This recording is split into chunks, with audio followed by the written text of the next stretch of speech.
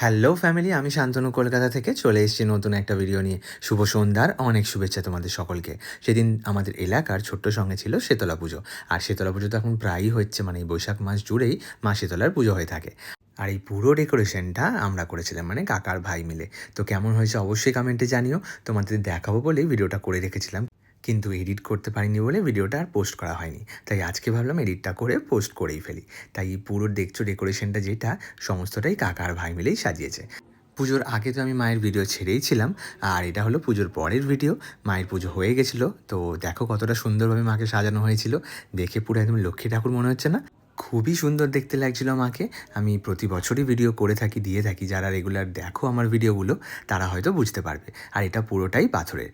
যখন শাড়িগুলো পরানো হয়, মানে সুন্দর করে সাজানো হয় মাকে, তখনও আমি মাঝে মাঝে থাকি। কিন্তু এবারে অফিসটা খুবই চাপে ছিলাম, তাই জন্য আর যাওয়া হয়নি, তাই ভিডিওটাও করা হয়নি, তাই সেটা তোমাদের দেখাতে পারলাম না। তো ফাইনাল লুকটা দেখিয়ে নিলাম।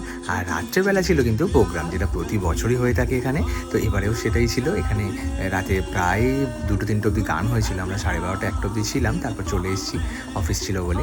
আর খুবই সুন্দর গান হয়েছিল। প্রতি বছর ফাংশন হয়ে থাকে, ভালো ভালো আর্টিস্টও আসে। এবারে সারেগামাপা আর ইন্ডিয়ান আইডল থেকেও কেউ, শ্রেয়া বলে কেউ একজন এসেছিলেন। তবে অতক্ষণ আমরা স্টে করিনি, কারণ রাত হয়ে গিয়েছিলো, অফিসে ছিল। তো তার আগে অবধি যতক্ষণ ছিলাম ততক্ষণই দেখেছি, আর ততক্ষণও ভালোই লাগছিল। কেমন লাগলো ভিডিওটা তোমাদের অবশ্যই কমেন্টে জানিও।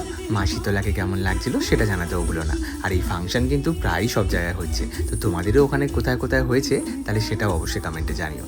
ফাংশনের দিন রাতের দিকে একটু হাওয়া দিচ্ছিলো, তাই বাঁচোয়া ছিল, নাহলে বেশ গরম ছিল সকালে অবধি। তো তাই জন্য খুব একটা চাপ লাগছিল না।